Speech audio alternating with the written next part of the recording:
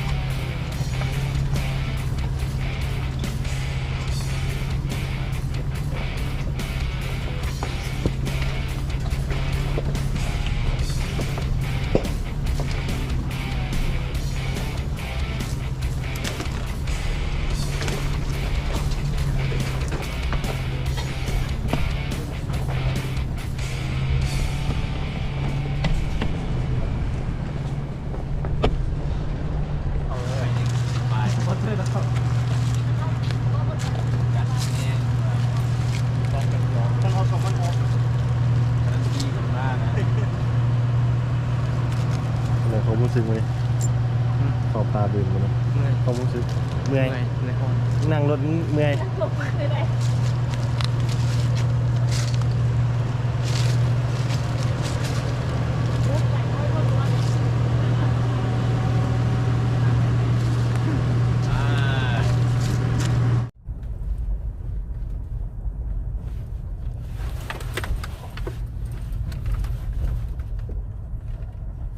โอ้หนีโควิดหนีโควิดมาอยู่ภูอยู่ป่า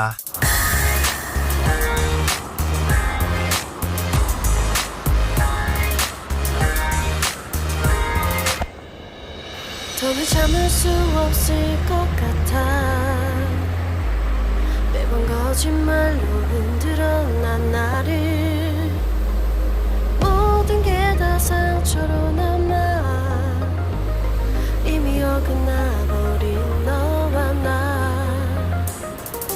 하루하루 쌓여가고 있는 식어버린 내 맘